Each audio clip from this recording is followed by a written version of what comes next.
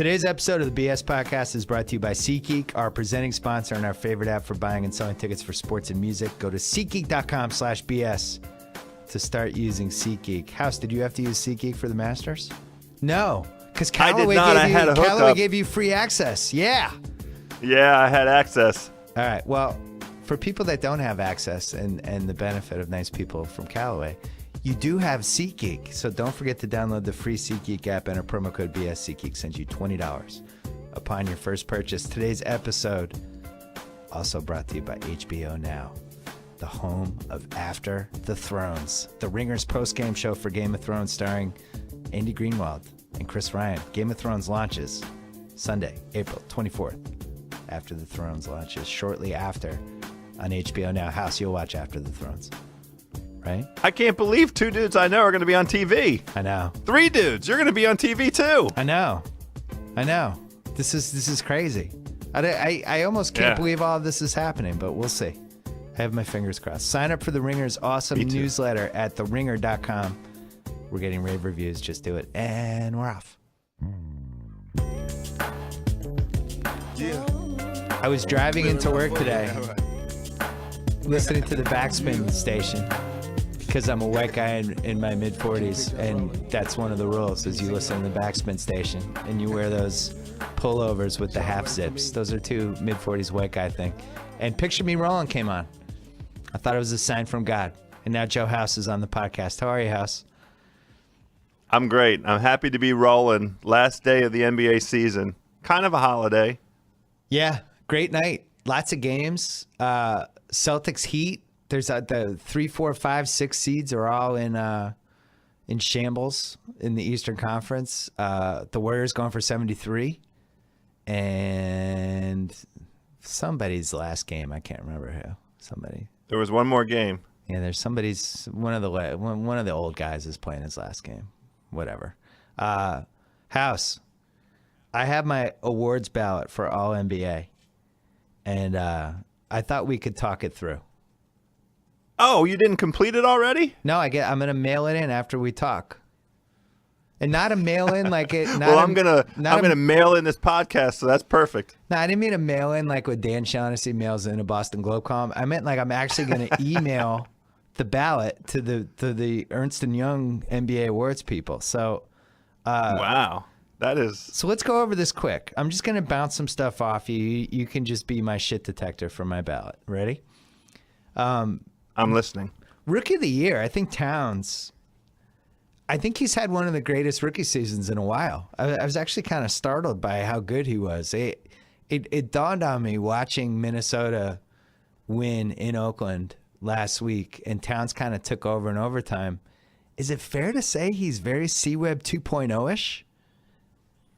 Ooh, I like that. I like that a lot. He had one drive in that game in OT when he was in like the 3-point line. He did one of those C-Web meanders into the lane, switched hands, kind of off balance, herky-jerky layup. You know that was like the signature C-Web play. The surprising thing with that is we didn't get to see all of that on display when he was at Kentucky. Right. I liked his general. He was always fluid with the ball in his hands down low inside the free throw line. But that's a complicated move that you just described there, that old C-Web move. And he could post up. C-Web, his post-up game was basically the jump hook, which he would just do in a variety of ways. He had a nice little 15-footer, which Towns has. He was a great passer, so's Towns. Very good defender. Young C-Web before he started having knee injuries, and I don't think Chocolate City helped C-Web that much. Maybe off the court. I think maybe I think he got into better shape. I think he enjoyed his time here. I know. I think he definitely enjoyed his time. But Towns that was the game where I could never figure out who Towns reminded me of, and that was the game I was like, oh, there's some C-Web potential here. So I looked up rookies that averaged 18 points, 10.5 rebounds, and had a PR of over 21 since 1984. Towns, Hakeem, David Robinson, Shaq, Duncan, and technically Blake Griffin, but he sat out his rookie season, then his rookie season was his second season. Those are the 6 names. That's a pretty nice list, House. That's a great list. I had to pick my jaw up off the floor. I'm surprised no guards cracked that list. Well, the rebounds, that's why. 10.5 rebounds. The rebounds no is guards the thing, right? Of course, no of guards, course. unless Oscar Robertson. Yeah. So the thing that I've been most impressed by with Towns, and we haven't even talked about it yet, is his defense. The defense is the thing that is you can't really teach. You either have a nose for it or you don't have a nose for it. And that was the thing I thought was most impressive about him early on in his tenure in the National Basketball Association. But those are very mature offensive statistics that you just described there. Towns is basically if C-Webb and Rasheed Wallace had a baby and that baby was allergic to marijuana, I think it would have been Towns. That's my takeaway on Towns. I love that guy. Sheed has had a little more range, but that developed as his career developed? I think Towns, I think eventually Towns is a 40% shooter from three. And is the prototypical 5 in whatever this modern NBA is before things revert to the other way. The other thing, I think I've mentioned this on a pod before, but I don't think you and I have talked about it. About a month ago, this Timberwolves team started feeling very 2009 Thunderish with the pieces they have. And I found myself watching a lot of them on League Pass these last 5 or 6 weeks. I just like the makeup of the team. I'm anxious to see what they look like when a security guard isn't their head coach.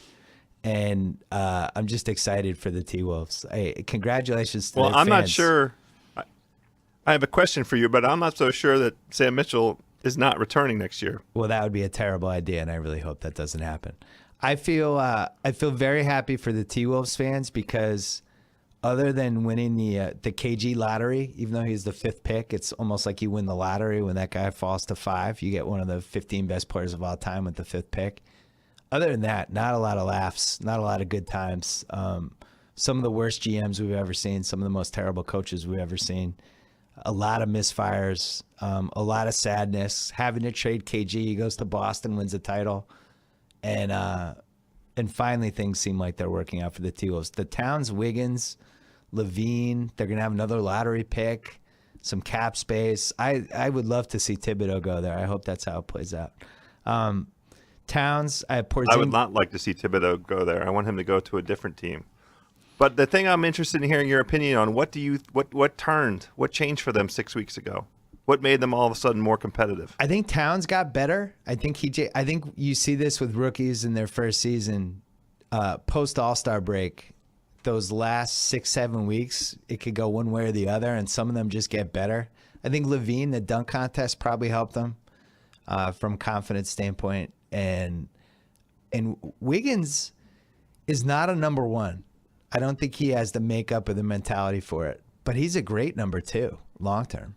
If Towns is your best guy and Wiggins is your second best guy, you're in awesome shape. And I just think if you look long range for what the next decade looks like for all of these teams, you would want that Minnesota roster over just about anyone's roster. I think Boston's in good shape because they have all the Brooklyn picks.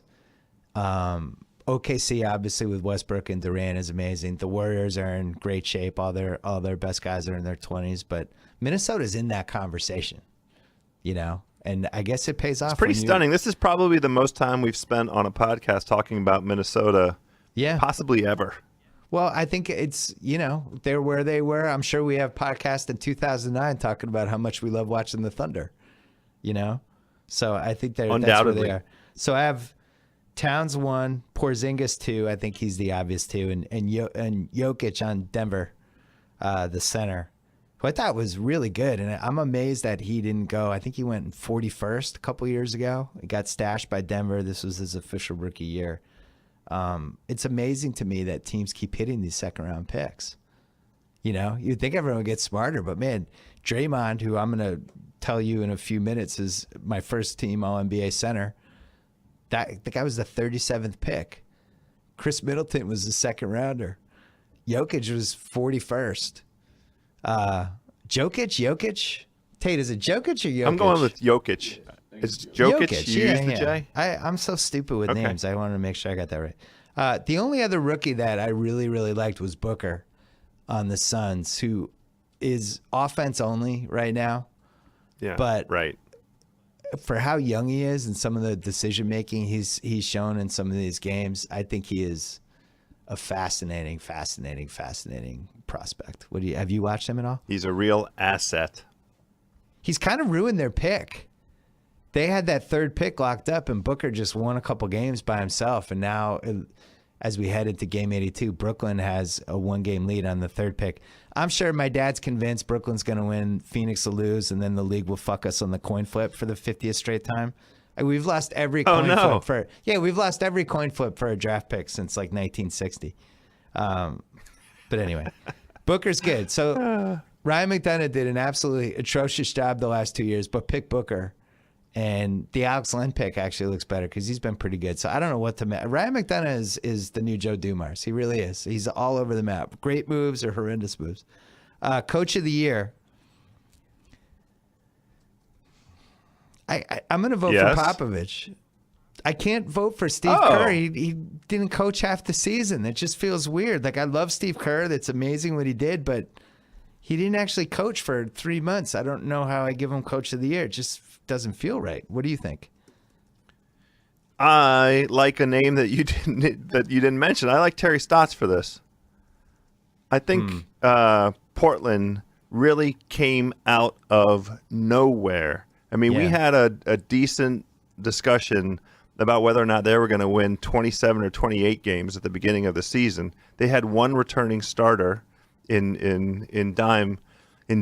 Lord have mercy. And you know, there was nothing as you looked at that roster that jumped off the page at you and said, "Oh yeah, here's a team that can rip off 45 wins in the West." Yeah, I mean, we probably made fun of them. Well, not probably. We grossly overestimated the competitiveness of the West this season, but I've been most impressed with Portland. I like when fan bases taunt us by emails or Twitter replies that we said their team wasn't going to be good when it actually ended up being good. Like Charlotte and Portland were the two teams this year. First of all, the Vegas over-unders for wins for both of those teams were like 30. Like we weren't the only ones thinking that those teams were going to suck. And if you look at Charlotte and you look at Portland, there's no indication that those teams are going to be good. It's fucking totally random. And we both were on Charlotte last year, remember? We thought Charlotte was going to be a possible out-of-nowhere team, and they sucked, and it was Atlanta that was the out-of-nowhere team. But I don't know. Anyone who thought Portland or Charlotte was actually going to be good is lying. Come on. I have Popovich, Clifford second. Okay. Because that Charlotte team's terrible. I don't understand how they could be a possible 4 seed. But maybe they aren't terrible. He's getting the most out of them. Kemba's made a step up. I think Clifford gets credit for that. Kemba Walker and Batum, the two of them together. Yep, that's been good. So Clifford resuscitated Batum, or was at least involved a little, and then also figured out how to use all their weird white guys. They have 40 white guys in that team. 40 big guys. Kaminsky, Zeller, Spencer Hart. Like, he figured out how to juggle all the white dudes. So congratulations to him. Well, and equally impressive, MKG getting hurt at the beginning of the season and them not missing a beat. Right. Which raises the question, maybe that's one of the reasons they're playing well. Can you have a guy at that position who just can't shoot at all? Tate's kind of sadly nodding. We all love MKG. He just got to learn how to shoot. So, Popovich, Clifford, Stotts, you okay with that? Yeah, I'm not going to try and talk you out of it. If Brad Stevens had won the last couple games and gotten us to a 3 seed, I would have had him in there in the second spot. But yeah, I would not have permitted you to have him sniffing 1.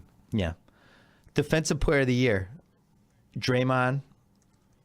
I just think everything he does for that team is so incredibly unique and fuels their identity to some degree. His ability to guard all these different positions. There's just nobody like him. Kawhi's probably a better defensive player, but I think I'm in the mode of I just want to reward the Warriors in as many ways as possible in award season because this is a once-in-a-lifetime season. So I'd rather give it to him. And I have Millsap third. It's nice to see Millsap finally getting credit for his defense. The guy's been incredible this season and is really good defensively and does some of the stuff Draymond does, actually. So I would have him third. I don't buy the Whiteside, DeAndre Jordan, just because they get a lot of blocks. I'm not impressed by that. What do you think? I don't know enough about Avery Bradley, but I want to give him a quick honorable mention because of what he did in that game that Boston beat Golden State in Oakland. Both Warriors games, by the way. He's gone at Steph both games. Yeah, well, I watched the tape, and I don't remember who's the coach that has that does the breakdown of tape and pushes them out on Twitter afterwards. Oh, at whoever that dude is, B-Ball Breakdown. That's it, at B-Ball Breakdown. Shout out to that guy. I absolutely adore that. Yeah. God, I wish I wasn't so old. I would have come right off my tongue.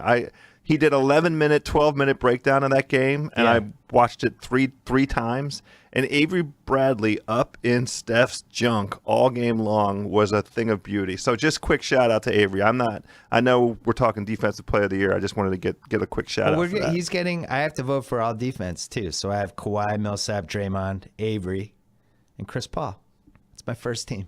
Oh, so there you go. First team all defense is pretty good. Second team, Jay Crowder, Paul George, Whiteside, Tony Allen, Klay Thompson. There you go. Kind of like Jimmy Butler in there, maybe. Nah, I'm not rewarding anyone from the Bulls. Sorry. Six man is the worst six-man crop we've ever had, and this is a great time to make the suggestion that I always have for different things, whether it's the Oscars or NBA awards, whatever. When we don't have a winner, and we all know there's no winner we feel that good about, just leave it vacant. Roll it over next year. Next year's guy wins 2 awards. Next year's six man, if we have one, he wins last year's trophy and that year's trophy too. No? That's interesting. Thanks. You didn't like Will Barton? You don't like him enough to reward him? That team was like 30-52. I voted that for doesn't Iggy. have anything to do. He was a revelation, I thought. He was great. I mean, yeah, sure. I had him second. I don't like Cantor because I don't like how OKC used him, and OKC lost, 7 or 8 games more than they should have. Cantor was the sixth man of the year for his team and for every other team that was playing them, because I can't even imagine how many points he gave up. I have Iguodala, Will Barton second, and Sean Livingston third in my reward the Warriors as many times as possible. Sean Livingston's stats aren't great. Guy was out there in a lot of crunch times. Guy swung a lot of games, gave them a ton of flexibility, just a great teammate, great passer, always gave them a really good 20 minutes. And the Warriors are the Warriors. So there you go. You all right with that? Yeah, I'm good with that. I love rewarding Sean Livingston, who had a cup of coffee here in Chocolate City. You loved him. Remember when the Warriors signed him? We both went crazy because we thought he was good the year before. Exactly. Most improved, the dumbest award ever.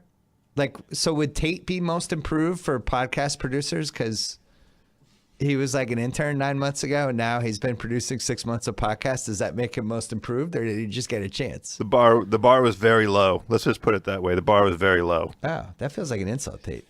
I have CJ McCollum as the obvious winner just because that guy has turned into like the modern day Sam Jones. His herky-jerky, weird, crazy offensive game he has. He can make threes. I just like his game. The Celtics played them. We had 3-point lead, like a minute left. Timeout, comes out. McCollum, they run some weird play for him. He doesn't even have a shot. Ends up with some fall-away baseline jumper that I thought was going to get blocked, and he made it because he always makes those shots. And I just think that guy's really good. And also, he listens to the podcast, so he's obviously has great taste.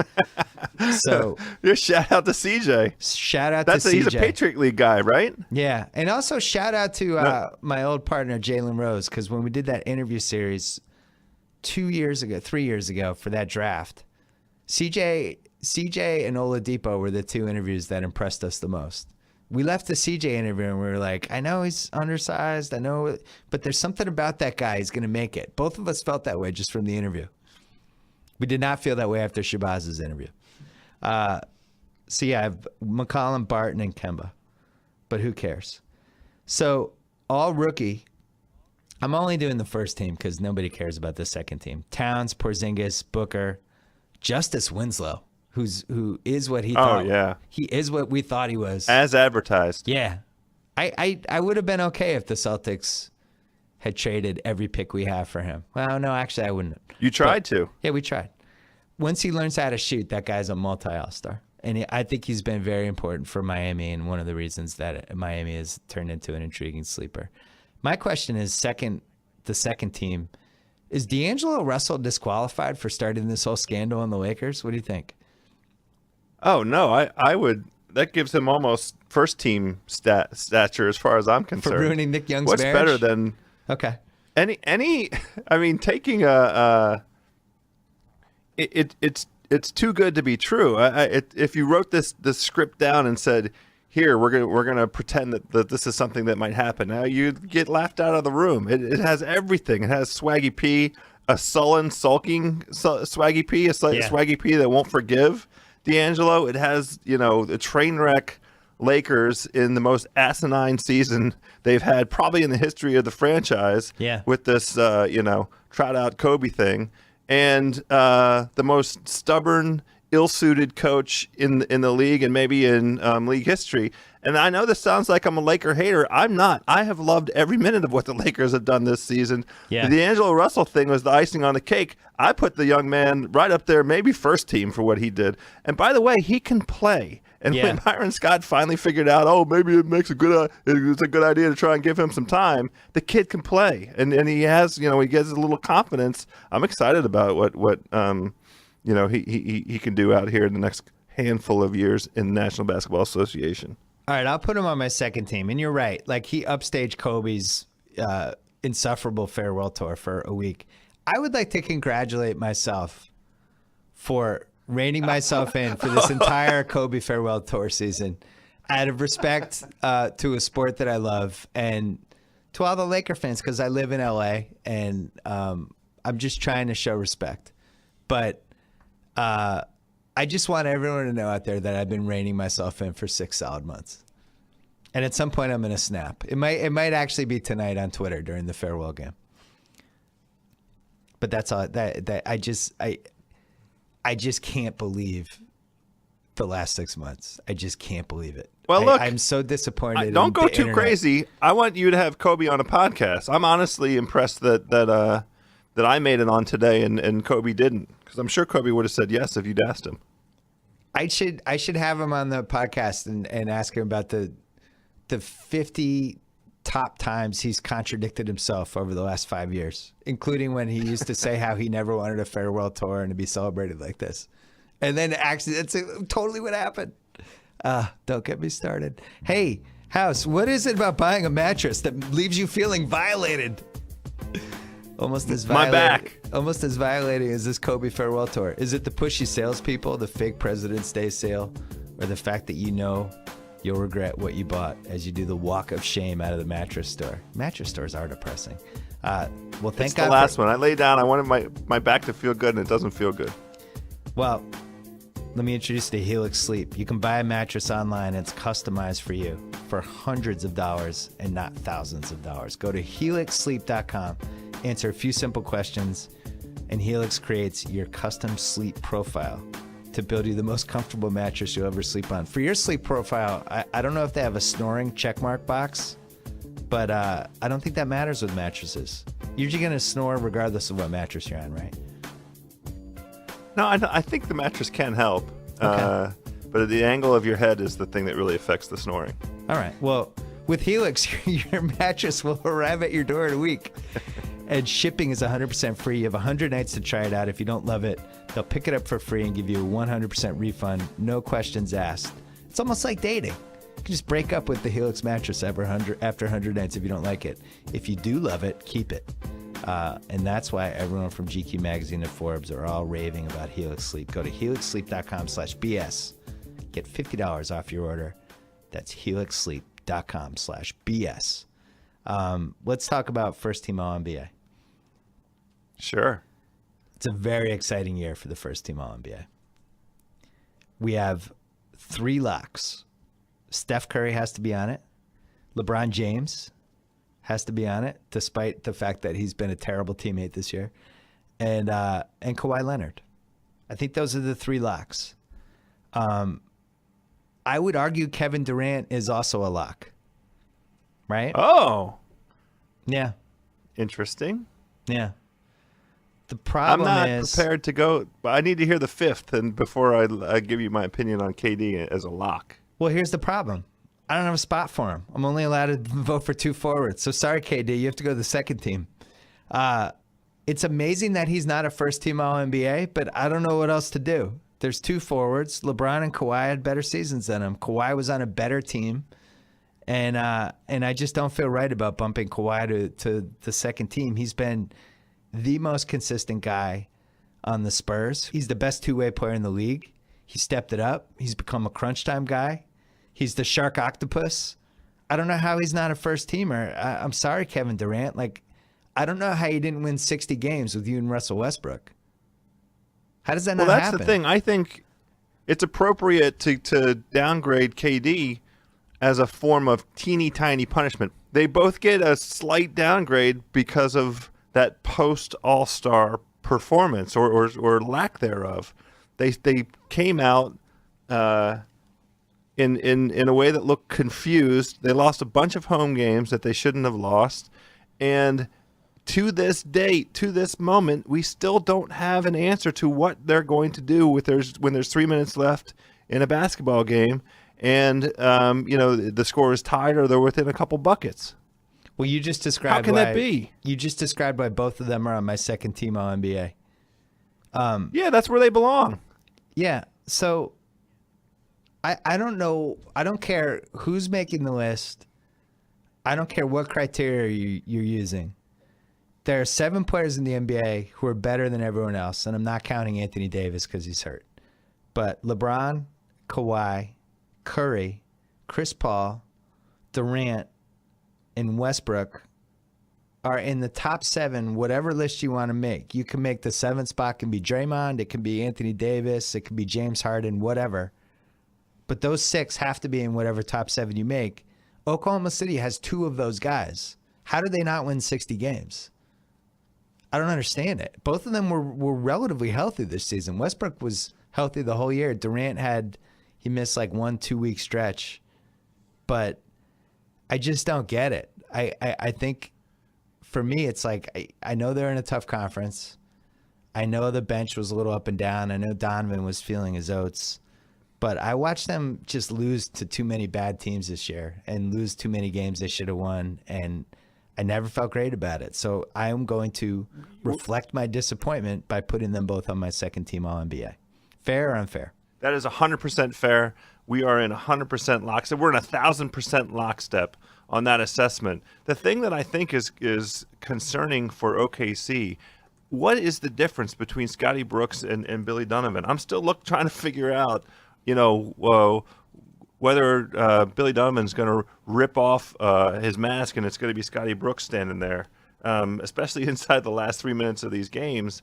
I haven't seen one thing that makes me think that they're better positioned, better poised for a run in this West than they would have been with Brooks. They look to me to be the exact same team, super loaded, super deep, still can't figure out how to win games at the end. And they've never figured out the 5th spot on the crunch time side. And we're in year 5 of them just not knowing who that 5th guy is. With that said, I think they're terrifying in the playoffs because they have 2 of the best 7 guys in the league. And I would not underestimate them ever. I think they might have another gear. Who the hell knows? I have Chris Paul as my All-NBA team because we can vote for Draymond as center. LeBron, Kawhi, Draymond, Curry, Chris Paul. What Chris Paul did to keep the Clips together and to keep them as a top 4 seed and almost, within shouting distance of a 3 seed, just a bizarre season. They lose Blake for basically 60% of the year. Their bench is in flux. Got Austin Rivers playing 20 minutes a game and Cole Aldridge, all these dudes, Lance Stevenson, Josh Smith, and Chris, just another Chris season. I was looking at Chris Paul versus Isiah, their first 11 years. Chris is 19 points a game, 10 assists a game, 4.5 rebounds a game.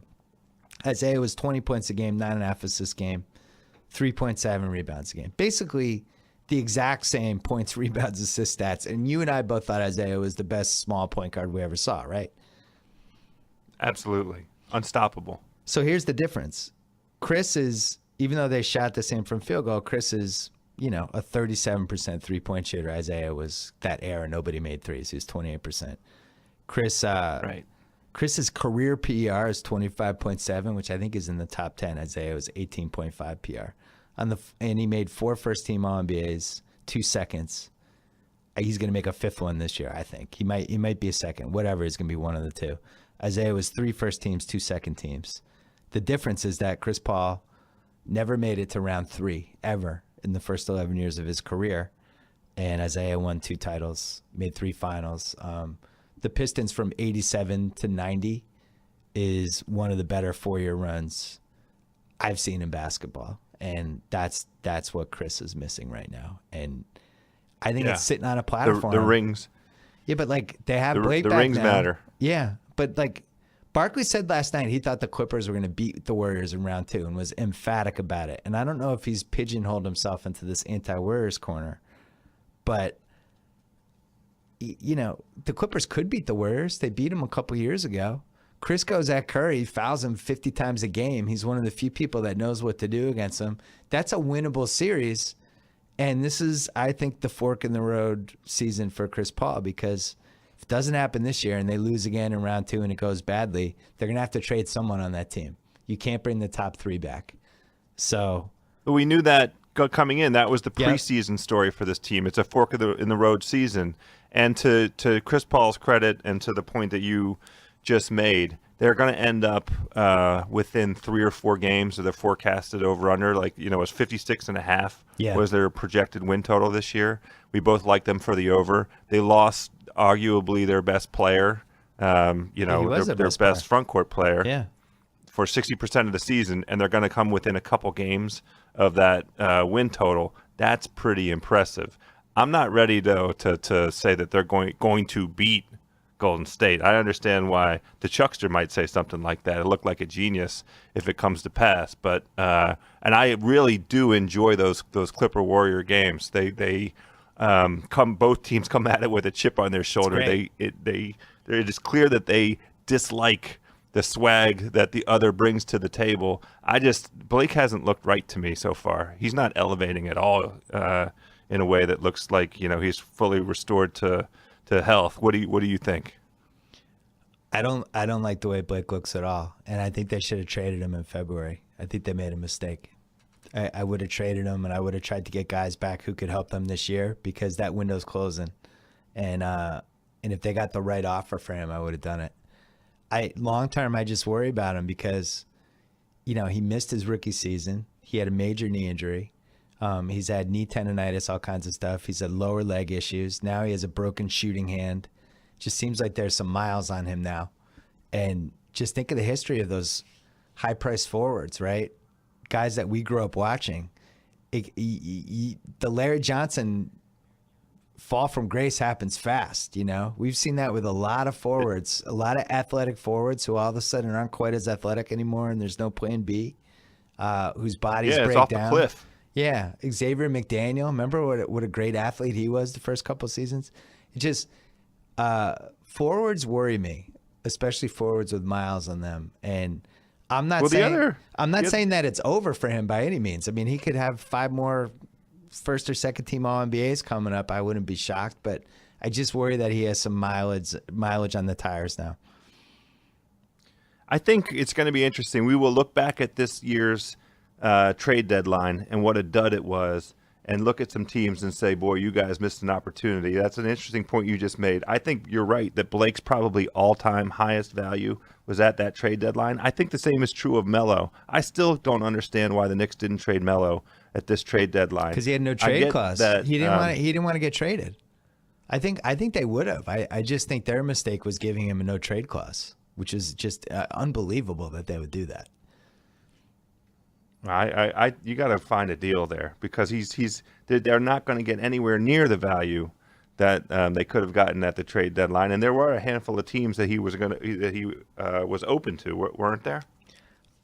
Melo has never proven to me at any point that he cares about winning a championship. I know they all say they care, but I'm just looking at the track record of his career. I think he's always picked money first and then hoped the championships would come.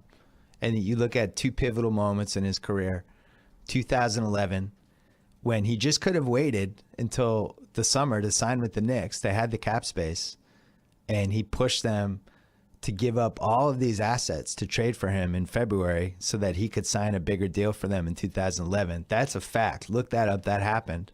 And then 2015, he re-signed with them for a lot of money when he knew it wasn't a great situation, and he knew they didn't have a 2016 first-round pick.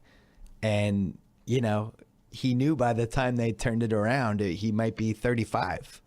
So I don't know. I think he cares more about banking checks and playing in New York. And I think he likes being a Knick, you know, and if the championships come, they're going to come. But I think he values playing in New York, and he values the paychecks, would be my assessment.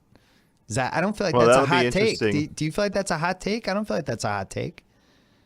Well, the social media pictures of whatever name folks were given, that combination of LeBron and D Wade and Melo and Chris Paul. What are they called? That's the Duck Brigade or something? Can I tell you something? Duck boat, whatever it is. I think that's in play. I know. Well, this is what I'm saying. This is precisely the point I'm making. If that happens, then you have to, say, well, okay, maybe he does care, and it'll only be a handful of months since we're talking about him not caring. But under the right circumstances, that would be pretty interesting. I think that's what LeBron wants. I think he wants the last phase of his career to be him playing with all his buddies somewhere, whether it's L.A. or Miami or whatever. I think his brain's drifting that way. You just came up with two destinations that were not Cleveland. He can't leave Cleveland again. Okay. He can't leave Cleveland again. He could get those guys to come to Cleveland. Okay. Don't you think? Sure. You're telling me that the guy who did the decision and left Cleveland on a live television special wouldn't leave Cleveland again? That was 5 years ago. Okay. Sure. Gotcha. Great. I just can't imagine it. It's unimaginable to me. Okay. He can't leave Cleveland again. I'm prepared for anything with that dude. Quick LeBron thing. Right now he's 5th. He had another great season. I'm going to get to my MVP thoughts on him in a second, but he was really good. He's been really good since he had the whole unfollow the Cavs thing. And the last fourth of the season, he's been awesome. His per 36 minutes from 2006 through 2015, 26 points a game, 7 rebounds, 6.5 assists, basically. His per 36 minutes this year, 25.4 points a game, 7.5 rebounds, 6.8 assists. And his splits, basically the same, except his three-point shooting is 5% worse. But my point is, he just keeps having the same type of year over and over and over again without getting hurt. I think defensively he's slipped a lot, mainly because of effort, because he saves himself for the playoffs. But he can still, whenever he wants, he can take over a fourth quarter. He can put his head down and get to the line. And he's still LeBron, and he's still great, So I'm fine with him taking chunks of this regular season off. Me too. I'm really impressed by Cleveland getting to 57 wins. That's one of our over-unders that we had them at 57.5. Yeah. We both liked them under that because we thought, look, the thing that makes the most sense for them is to not, go all out and try and win near. Wait, are you sure they're going 60 over? games? Because no, they could tonight. lose tonight. It's they're in the balance tonight. Yeah. Yeah. So if we hit the under, I liked them in more of like a 53 range. But the thing about LeBron, and he had a forgot about Dre moment, against the Hawks. Yeah. Monday night. I saw that. Holy cow. Yeah. He's still pedal to the metal LeBron. Like, hey, guys, remember me? The playoffs are about to start, and I'm about to do some of this in the East. Get ready. I think he was acting so strange on social media because, for one thing, he just doesn't like playing with Kyrie Irving. I think he's just given up on trying to change him from being a shoot-first point guard. And then he realizes that he has the wrong kind of roster, which, of course, he put together because he was the GM. But he has all these poor power forwards and centers when in a league where you need perimeter guys. And I think over everything else, I think the Warriors thing drove him crazy. This is really the first time in 10 years that he wasn't completely the center of attention during the regular season. Now, there's been some Kobe stuff, but for the most part, LeBron was on everyone's radar, and he was the main attraction to go see in an arena. And the Warriors just made him irrelevant. Who the fuck cared about the Cavaliers this year? Everyone just wanted to watch the Warriors and talk about Steph.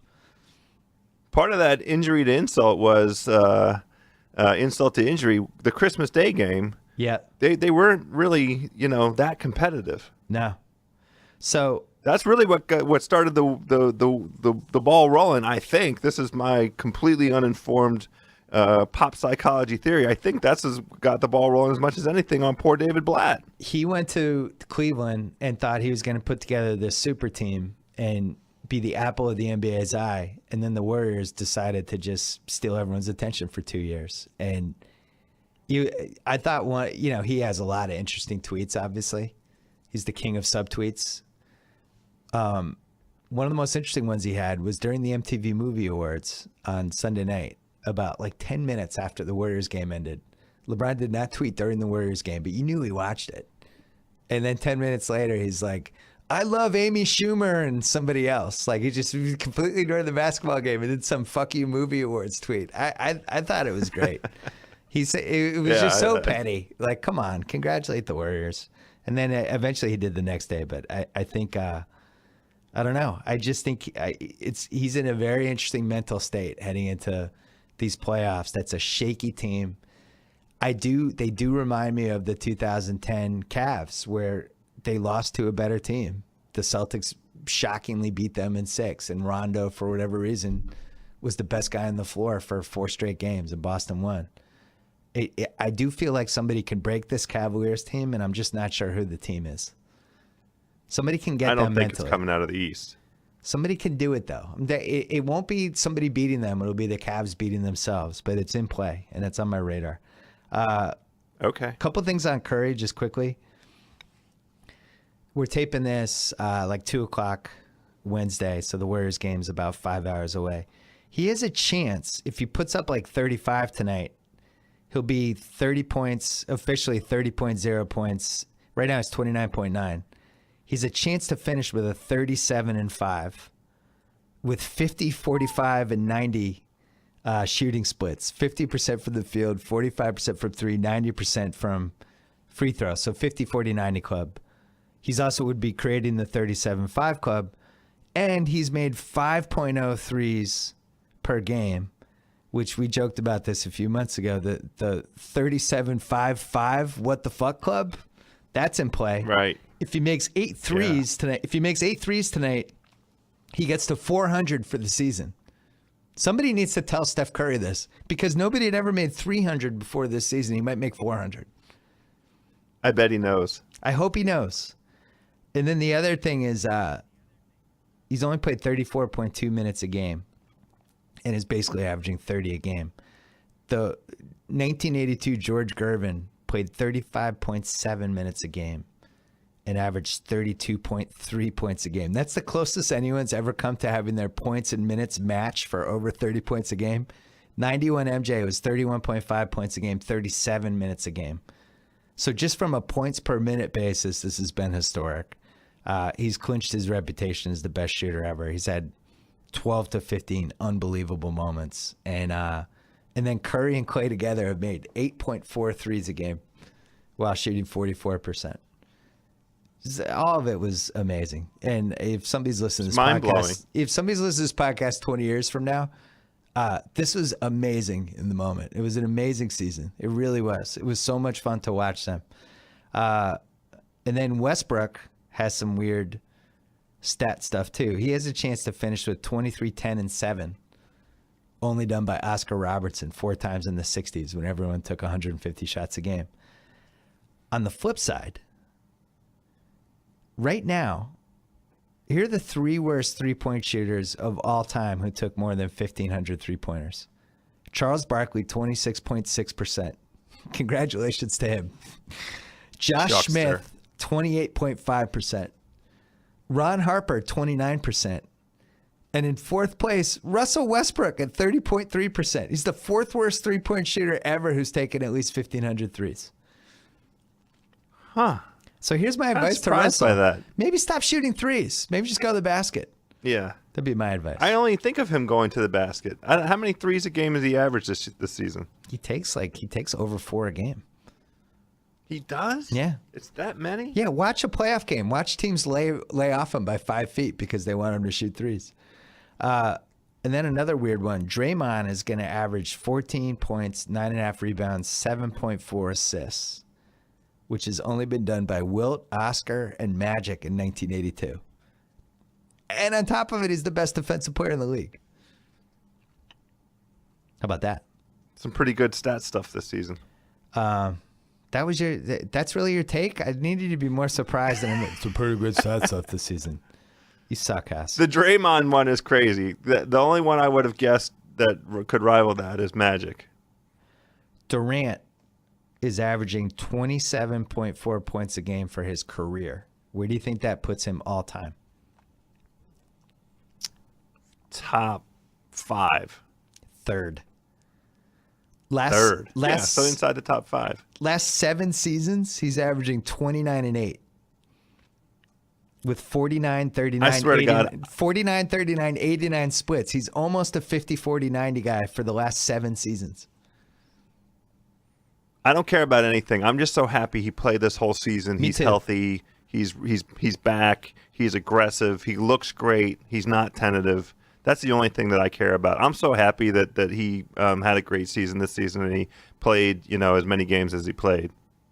Me too. And if he signs with the Celtics, I'm going to have an orgasm on a podcast. I'm actually going to have one. He's not have, signing like, a legitimate He's not signing with orgasm. anybody but OKC this offseason, right? Yeah, okay. Let's see how the second round goes. That's what he's doing. Let's see how the second round goes. Second team All right. All-NBA. Durant and Westbrook we have discussed. Paul Millsap. He's on my second team All-NBA team. I think he's been awesome this season. He murdered the Celtics on Saturday night. He murdered us. He annihilated us. He took a machete out and he started hacking our players. That's what he did.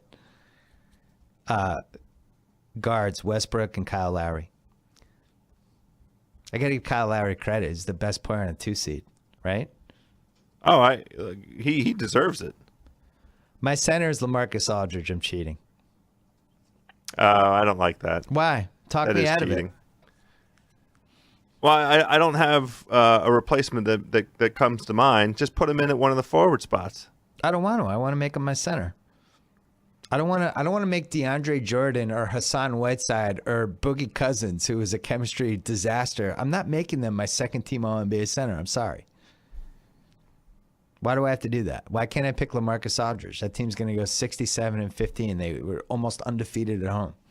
He was their crunch time guy with Kawhi. I can't pick him? Okay, I'll let you pick him. Well, give me another option. I'm not going to argue it. Give me another option. I don't, because it would have been somebody like Boogie, and I don't like it either. It's very unsatisfying. Yeah, that's my point. So we're aligned. All right. Speaking of, We're aligned. we talked about unsatisfying. Here's something that's been very satisfying. The Ringer's relationship with MailChimp. If you're just getting started, or if you're already building a growing business, like the Ringer, MailChimp makes it easy to connect with your customers and sell more stuff. It's totally free to get started. No expiring trial, no credit card required. We've been using MailChimp now for, I think this is closing in on the end of our second month. We use them to launch our new newsletter. We do that newsletter 3 to 4 times a week. We are over 175,000 subscriptions, heading toward 200. We're getting there. Incredible read-through rate, and we love working with their technology. It's been great. When we start sending you emails about our 20% off BSPN t-shirts. It's going to be with MailChimp. We're not doing that. BSPN t-shirts. I want one. No, we're not doing that. I don't think I'm making one. I don't think legally we can do that. But thanks to MailChimp. What? Thanks to MailChimp for helping me and everyone at The Ringer build our audience. Incredibly easy to use. And you know what? Newsletters are pretty valuable. It's kind of come around, right? Newsletters for a while were valuable, then they weren't. And now there's so much content on the internet. I like getting newsletters. I subscribe to a bunch of them, including The Ringers, because it makes sense for me to subscribe to that one. But check them out at MailChimp.com. Great product. We love working with them. So, you're with me on second team All-NBA. You're okay with Aldridge. Here's my third team. Yeah.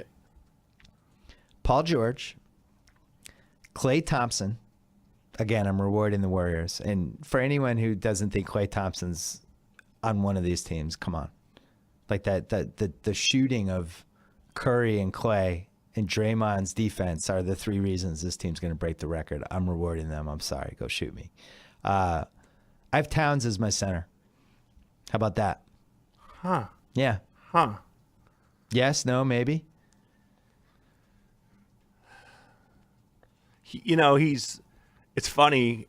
You and I, if we were doing trade value right now, would have him top 15. Oh, we'd have him top. So I'm trying to top like 7.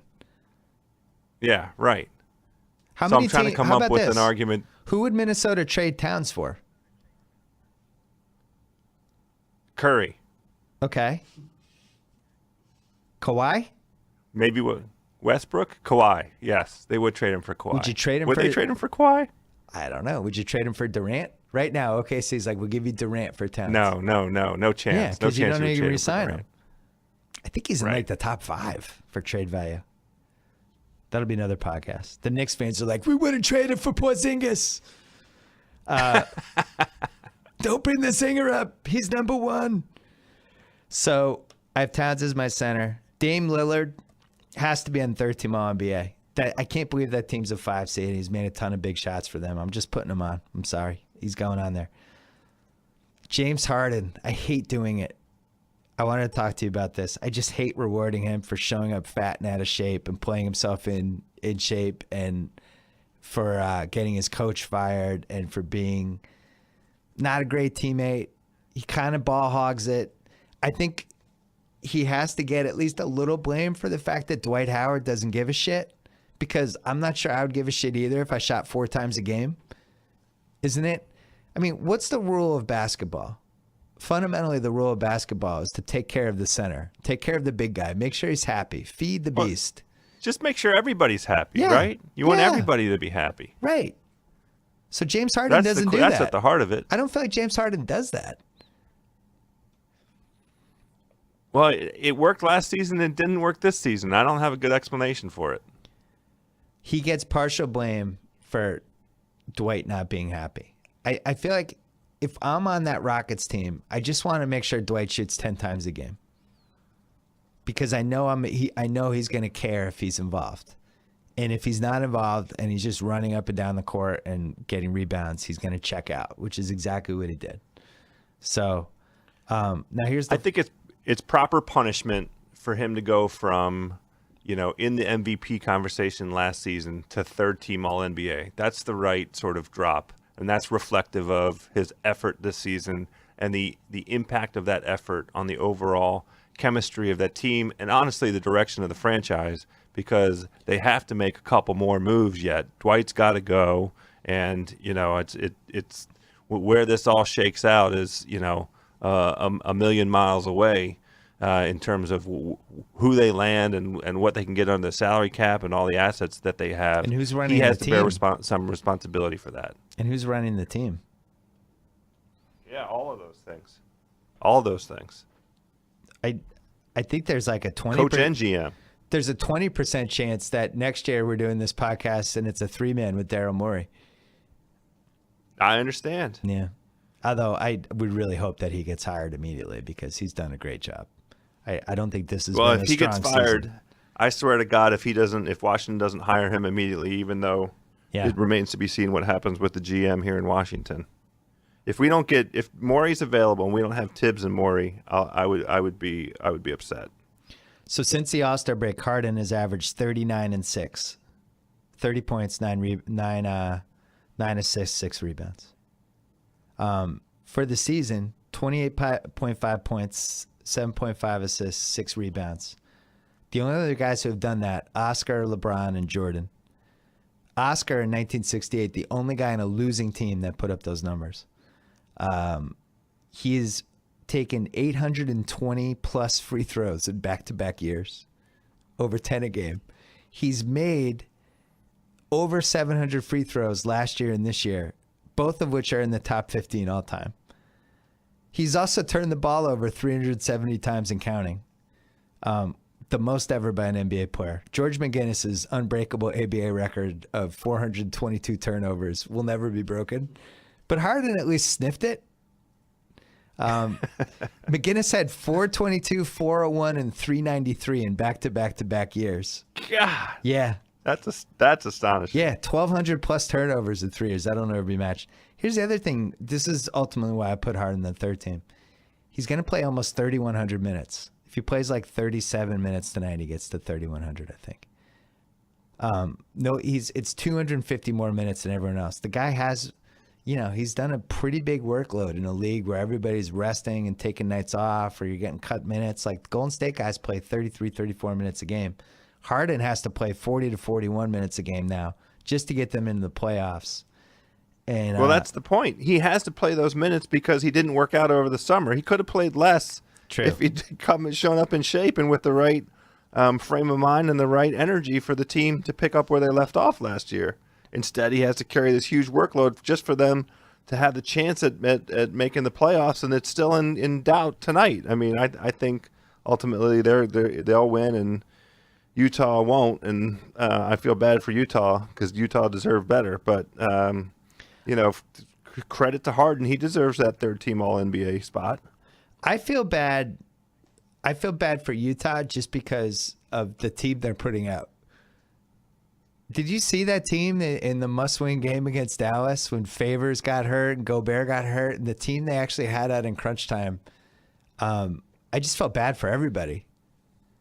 Joe Ingles and Shelvin Mack were out there. You can't have guys get hurt. This is the thing. This is what made this season here in Washington so dispiriting. Many nights I felt like I was watching a D-League team because the replacement level players are exactly that. They're replacement level players. Their PER is 0.00 because they're not anything special. They're NBA journeyman level players, and there are a lot of teams that have that sitting on the bench. Right. Utah, unfortunately, being one of them. They would have been better off just throwing away the season and trying to get a top 10 pick, which is basically the same spot the Celtics were in last year. It was admirable they went for it, but it's too bad. All right, so here are my teams again. LeBron, Kawhi, Draymond, Curry, CP3, first team. Durant, Millsap, Aldridge, Westbrook, Lowry, second team. Paul George. Nice comeback season for Paul George. Quick shout out to him, by the way. Clay. And the Pacers. Yeah. They had some bad losses. I don't know what to make of that team. Paul George, Klay Thompson, Towns, Lillard, James Harden. So there you go. MVP. I have Curry one, obviously. Who would you put second, LeBron or Kawhi? I've changed this. LeBron versus Kawhi, I've changed 100 times. It's got to be Kawhi. Man, that's where I landed. You know why? Just because... Better team. If you're just talking pure performance, LeBron's probably second, but I think LeBron did a lot of weird off-the-court stuff this year that I have to penalize him for. I'm sorry, LeBron. Just have it's fine to go ahead and penalize him now. We have, beyond a reasonable doubt, proof that he doesn't like playing with Kyrie. You made that point earlier, and I think it's okay to go ahead and give him a slight downgrade in the MVP voting. Yeah. On that basis. Tate, you okay with that? Yeah, for sure. Joe Fuentes, you okay with that? Yep. Would you guys like working with LeBron James? Just curious. Day in, day out, would you like having him at the Ringer doing the stuff that he does? Based on the Blaze Pizza, yes. Oh, Joe says yes because of the Blaze Pizza. Tate's a big chemistry guy. Tate cares about chemistry and whether you went to Duke or not. Yeah. So he's a Duke guy. This Cavs team is a perfect storm of things he hates. All right, so Curry first, Kawhi second, LeBron third, Draymond Green fourth. Everybody can fuck off. That's how I'm picking. I'm giving my fourth spot to Draymond Green. You're fired up today. That's probably the 10th F-bomb of this podcast. It's a conversation for it's an mature F-bomb audiences. end of the season ender. Draymond was the alpha dog along with Curry of that team. I think he supplied the extra alpha dogness that Curry needed. He single-handedly just won games for them that they should have lost, including Saturday night, that Memphis game, when he just started doing Draymond stuff with 3 minutes. He just wouldn't let him lose. And he did that over and over again this season. There's nobody like him. If you switched anybody with him on that team, they're not as good. Incredible, like just bizarre offensive season that we talked about earlier. And I just don't understand how he's not in a top 5 of an MVP ballot. I have him fourth. I have CP3 fifth because of that weird clip season, how he kept everyone together. I would put Durant and Westbrook probably 6th and 7th, to be honest, but they didn't crack the top you would? 5. I would do 5A, B, and C. I would do CP3, 5A, and the other 2, 5B and 5C. Well, you're only allowed to vote for the top 5. Oh, I see. And I would have D'Angelo Russell last, and I would have Kobe Bryant second to last. Why does D'Angelo have to be last? You're right. He doesn't. There are other people Kobe's that should be last. Like everyone in Philadelphia. So anyway, those are my picks. What do you think? I like him. I'm kind of stunned. I want to come up with a reason to keep KAT out, but I can't come up with it. Good. He was so impressive over the last 6 weeks. And all of a sudden now he really is, we just did the trade value. We did a quick take on that. He's a top 15 player in the league. I mean, it's pretty great. What a great moment for Minnesota. Yeah, this is awesome. That's the big winner of this season where everyone involved with every aspect of the Warriors. Greg Popovich yet again. And I think Minnesota. I think that's my top 3. Minnesota has hope. There's hope in Minneapolis. Now watch the team move. So thanks to Helix.com. Why wouldn't you buy a mattress online customized for you for $100 instead of thousands? It arrives at your door in about a week. Shipping is 100% free. You have 100 nights to decide if you like it. Go to helixsleep.com/BS and get $50 off your order. Thanks to HBO Now. You don't need cable. You don't need satellite to watch HBO. Download the HBO Now app and start your free 1-month trial. That's the only way to watch After the Thrones. How can you miss my dudes Greenwald and Ryan? Just watch it. Thanks to The Ringer. Go to theringer.com to subscribe to our new newsletter. We are over 175,000 subscribers, getting great feedback for it. I'm going to be back with more podcasts later in the week. And House, we have to talk about playoff bets. Do you want to do a quick, very, very quick dissertation on why the Capitals are going to make the Stanley Cup Finals this year? I'm going to give it to you. I'm going to give you airspace right now if you want it. No, I don't have anything to say. It'll be a very short summation.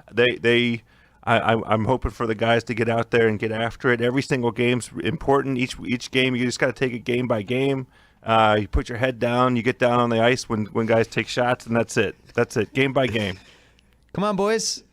Wait, Ben and my Let's son go, boys. Ben, giant Kings fan.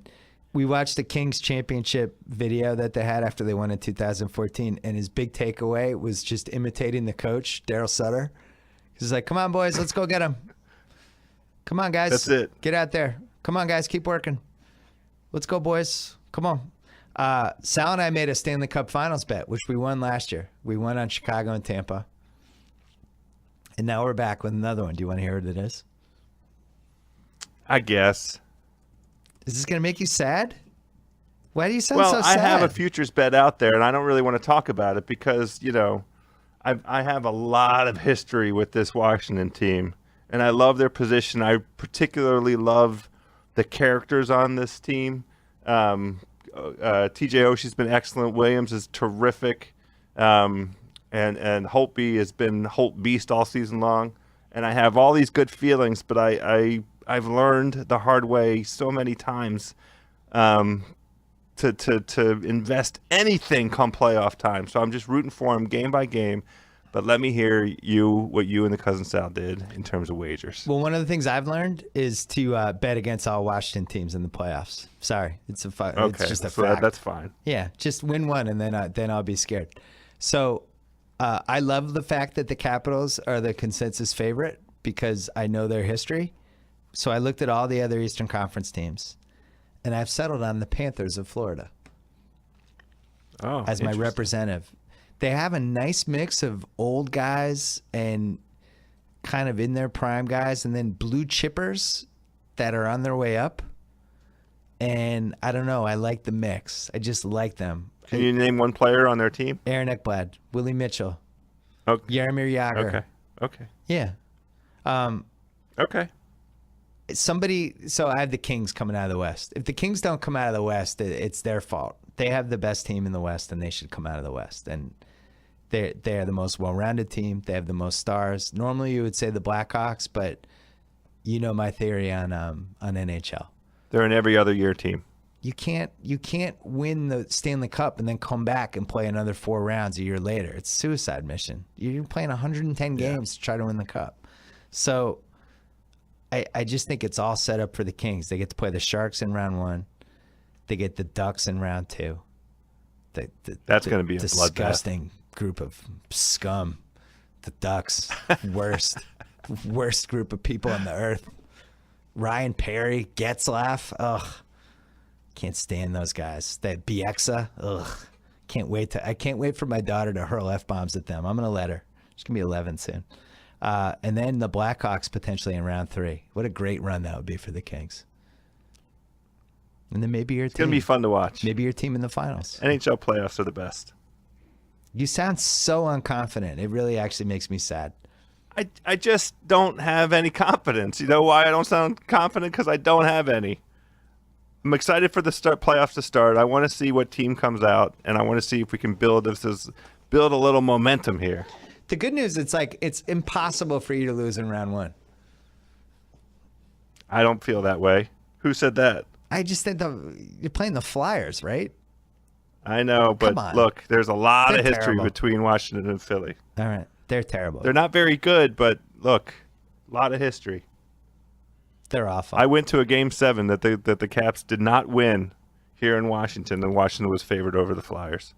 We should mention you have a new podcast called Shack House, very successful golf podcast. And on that podcast, you talked about the possibility of Danny Willett winning the Masters.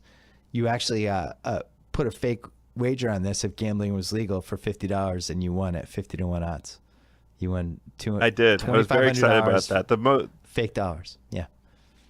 2,500 fake dollars. The best part of it was Callaway Golf made the mistake of giving me control over their handle Wednesday before the Masters got started on Thursday, and somebody asked me what my favorite 50-1 bet was at that moment, and I put in there Danny Willett, so I felt like that was pretty well validated. I was disappointed for Jordan because of how dominant he was with his own confessed B- game. Yeah. You know, his tee to green game was so subpar, but he just had a triple plus putting all week long, and then the Augusta has that sneaky way of finding that flaw, one little swing flaw, and exposing it, and that's what happened on Sunday. I think the second shot after the drop, the shot he hit on 12 was the most shocking golf moment of my life.